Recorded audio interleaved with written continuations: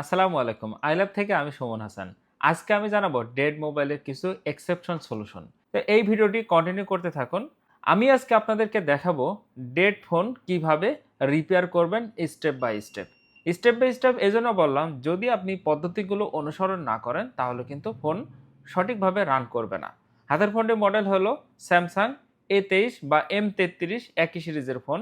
এই ফোনটার সমস্যা হলো ফোনটা যখন আমরা ডিসি পাওয়ার সাপ্লাই দিয়ে চেক করছি, এটা হচ্ছে অটোমেটিক কিছু অ্যাম্পিয়ার ধরে থাকছে, অর্থাৎ লোড নিয়ে থাকছে।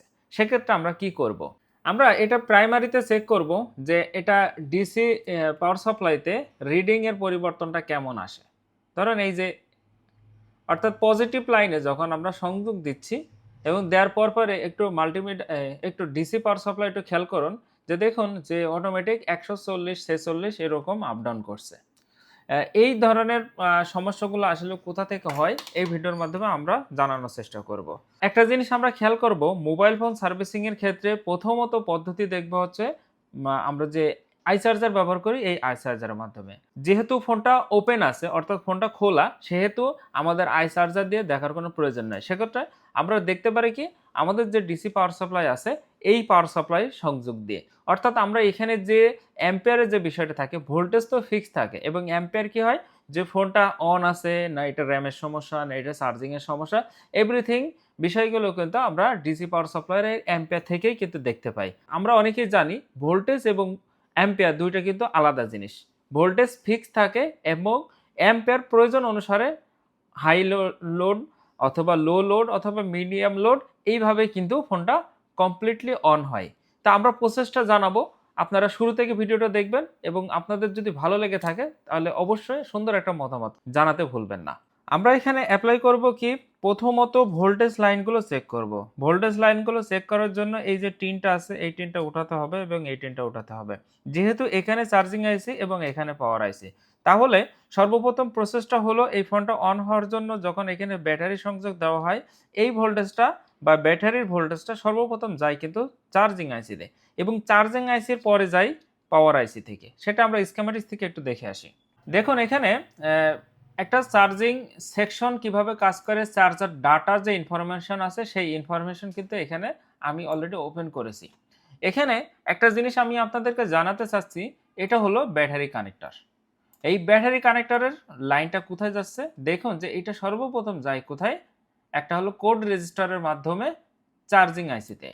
এবং এই চার্জিং আইসি সঠিকভাবে যখন কাজ করে, চার্জিং আইসির যে প্রক্রিয়া আছে, আমরা সাধারণত জানি যখন এখানে ব্যাটারি ভোল্টেজটা ইন হবে অথবা ভি বাসের লাইন ইন হবে, এই আইসিটার কাজ হলো কোনো কারণ ছাড়াই বা কোনো সুইচ প্রেস করা ছাড়াই সে কিন্তু ভিপিএস তৈরি করে, এই ভিপিএস পাওয়ারটা তৈরি করে।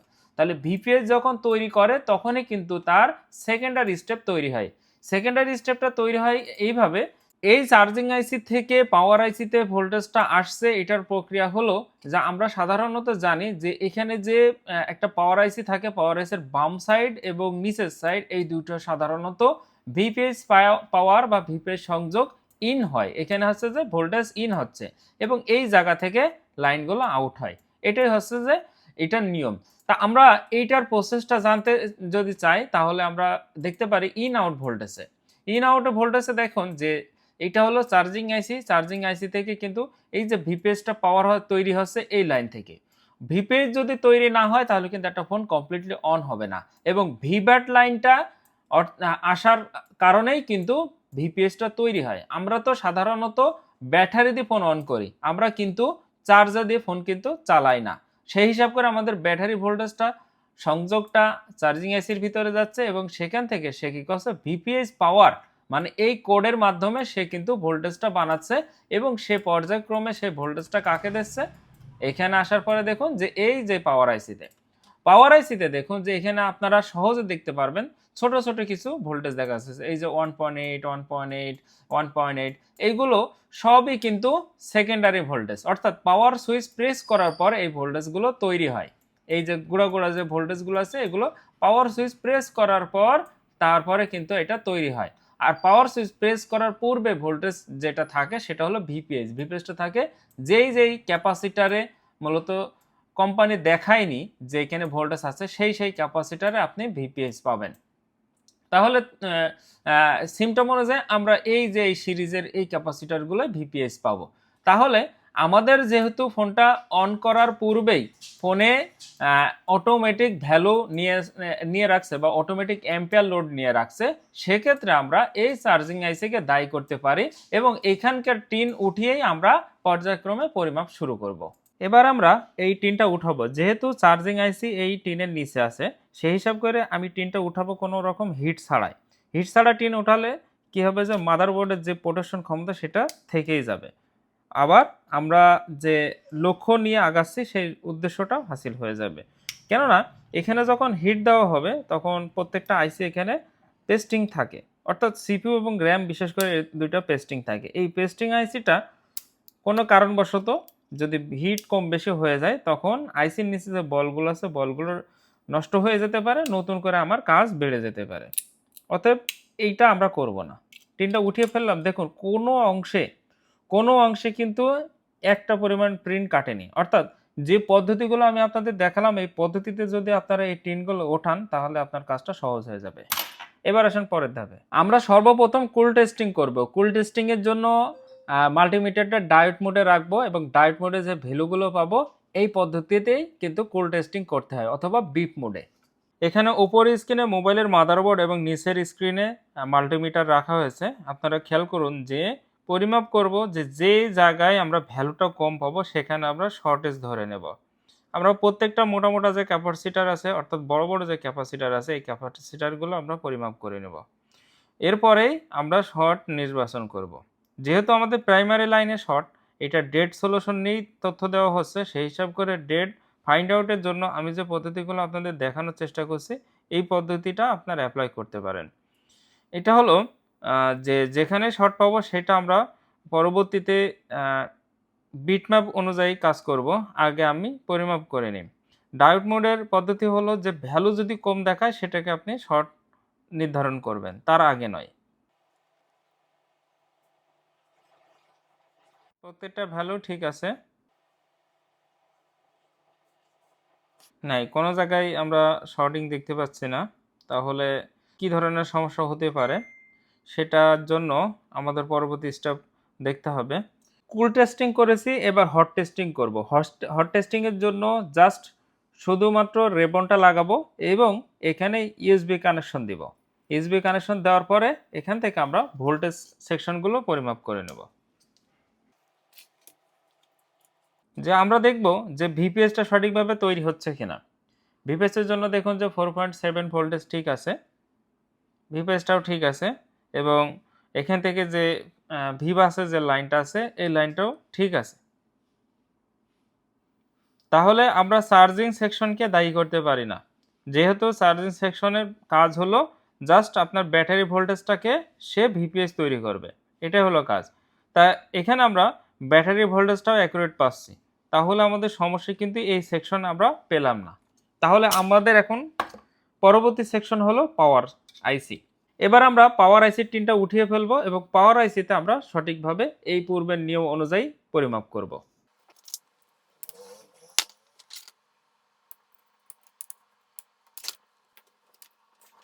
এবার এটা আমরা কুল টেস্টিং করব প্রথমত বিপ মোডে। পাওয়ার আইসির আশেপাশে দেখুন যে অনেকগুলো ক্যাপাসিটার আছে, এই ক্যাপাসিটারগুলো আপনাকে বিপ মোডে পরিমাপ করতে হবে। শর্ট ফাইন্ড আউটের জন্য স্টেপ বাই স্টেপ যদি আপনি কাজ করেন তাহলে আপনার কাজটা আপনার জন্য সহজ হয়ে যাবে। কোনোটাই কিন্তু বিপ পাচ্ছি না, তাহলে এখানেও কোনো শর্ট সঠিকভাবে দেখা যাচ্ছে না। তাহলে আসলেই শর্টটা কোথায়? স্টেপগুলো আপনারা দেখলেন যে প্রথমত আমরা চার্জিং সেকশনটা সন্দেহ করেছি, চার্জার আইসি কুল টেস্টিং করলাম, হট টেস্টিং করলাম, এরপরে পাওয়ার আইসি আছে, পাওয়ার আইসিটা আমরা কুল টেস্টিং করলাম, কুল টেস্টিং করে কোনো শর্ট পেলাম না। সেক্ষেত্রে আপনার কাছে যদি থার্মাল ক্যামেরা থাকে তাহলে কাজটা আপনার জন্য সহজ। যদি থার্মাল ক্যামেরা না থাকে তাহলে বাদ বাকি যে টিনগুলো ওঠানো হয়নি সেইগুলো কিন্তু স্টেপ বাই স্টেপ তুলতে হবে। তা আমার কাছে যেহেতু থার্মাল ক্যামেরা আছে আর ভিডিওটা লং করতে চাচ্ছি না, আমরা এবার এটা কি করব, থার্মাল ক্যামেরা দিয়ে ডাইরেক্ট চেক করব।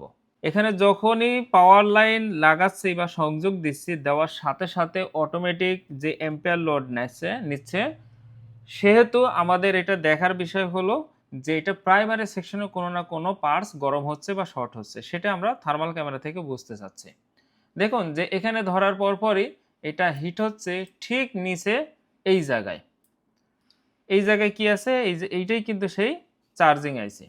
তা আবার একটু দেখি, যে একটু এইভাবে ভালো করে দেখি যে আমরা ব্যাটারি লাইনটা জাস্ট সংযোগ দিচ্ছি।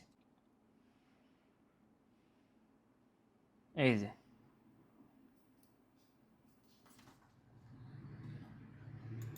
একটু খেয়াল করি ভালো করে যে এখানে ব্যাটারি সংযোগ এখানে দেওয়ার পরপরই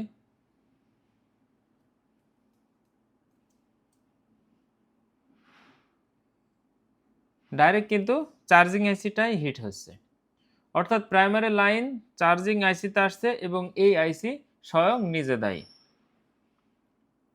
তাহলে আমাদের এখন করণীয় কি হবে, যে চার্জিং আইসিটাকে উঠিয়ে ফেলা।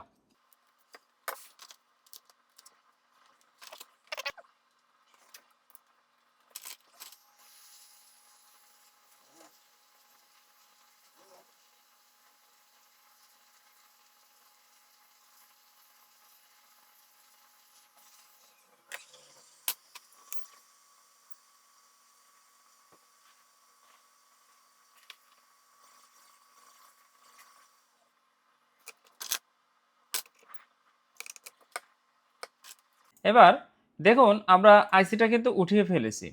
আইসিটা উঠিয়ে ফেললেই কিন্তু কাজ সলভ না। আবার আপনি যদি মনে করেন যে আইসিটা লাগাবেন, তাতেও কিন্তু আপনার কাজ সলিউশন নাও হতে পারে। সেক্ষেত্রে করণীয় কি? সেক্ষেত্রে এই স্ক্রিনে দেখুন যে আমরা বিটম্যাপে অলরেডি চার্জিং আইসির যে বিটম্যাপ আছে এটা অন করেছি। এটা অন করার পর আমরা এখানে আপনাদের কিছু জিনিস দেখাতে চাচ্ছি, যেটা হলো আমরা এই প্যাডগুলো পরিমাপ করব। যেই লাইনগুলোয় ভ্যালু আছে সেই লাইনগুলো আমরা চেক করব যে এগুলোই অ্যাকুরেট ভ্যালু আছে কিনা। যদি অ্যাকুরেট ভ্যালু থাকে তাহলেই আমরা আইসি নতুনটা লাগাবো। যদি শর্টিং থাকে তাহলে কিন্তু ভ্যালু আসবে না, তখন সেটা আমাদের সলভ করতে হবে। তো চলুন ফটাফট আমরা লাইনগুলো পরিমাপ করে নেই।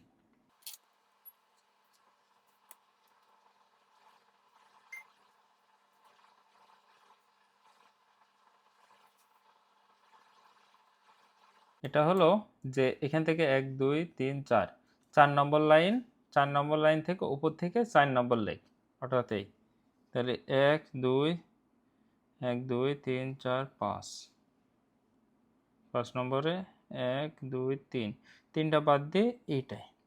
এটা কিন্তু ভ্যালু স্বাভাবিকের তুলনায় কত কম আছে, প্রায় 200 কম আছে, 348 আছে, আর এখানে কত 117। তাহলে এই লাইনটা ভ্যালু কিন্তু কম পাচ্ছে। এটা আসলে কিসের লাইন? এই যে VDD 1.8 line short. VDD 1.8 line শর্টের কারণেই কিন্তু মূলত ফোনটা কিন্তু রান হচ্ছে না বা অটোমেটিক এমপেন্ডেজ। আমরা যদি এখানে ক্লিক করি তাহলে এই লাইনটা কোথায় যাচ্ছে? এই লাইনটা দেখুন যে ঘুরে কিন্তু আবার উপরে একটা আইসির ভিতরে যাচ্ছে, উপরে একটা আইসি থেকে নিচে এই যে এখানে একটা এসছে, এখানে কিন্তু 120 দেখা যাচ্ছে, 120। আর এখানে আমরা দেখতে পাচ্ছি কত, 120। যেহেতু এখানে লাইনটা আর কোনো আইসির সাথে সংযোগ নেই, জাস্ট এখান থেকে ঘুরে এখানে আছে, কিন্তু বিটম্যাপ অনুযায়ী কিন্তু আমরা এখানে ভ্যালু কিন্তু কম পাচ্ছি। তাহলে এটা আমরা অপশনে রাখি, যেহেতু এই লাইনটার সংযোগ গেছে কোথায়, এখান থেকে গেছে এখানে, আবার এখান থেকে আইসির ভিতর এই আইসি থেকে এখানে আসছে, তাহলে হিসাব অনুযায়ী এখানে যে সিমটম আছে 120, সেই অনুযায়ী কিন্তু এখানে ভ্যালুটা ঠিক আছে। তাহলে আমরা সন্দেহের তালিকায় রাখছি, কিন্তু পরবর্তীতে আমরা দেখব। এবার আসলে অন্যটায়, এটা হলো পুরানো আইসি এবং হাতে একটা হলো একদম ইনটেক নিউ আইসি। আমরা নিউ আইসিটা এখানে ইনস্টল করব।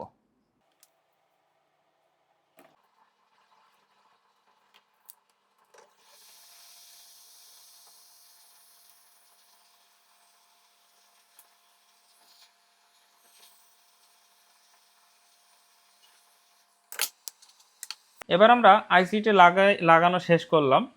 এবার চেক করে দেখব যে আসলে ডিসি রিডিংয়ের কোনো পরিবর্তন এসছে কিনা। বোর্ডের সাথে ফিট করব, ফিট করে সেখান থেকে দেখব। পজিটিভ লাইনটা পরে দেব, জাস্ট নেগেটিভটা দিয়ে নিলাম।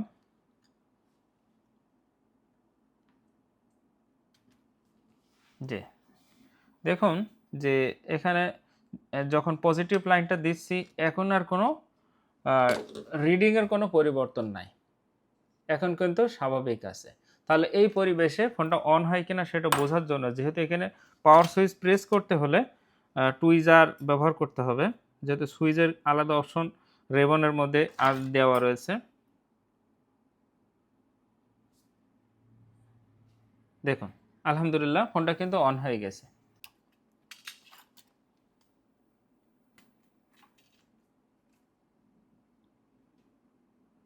এই যে দেখুন ফোনটা কিন্তু কমপ্লিটলি অন হয়ে গেছে।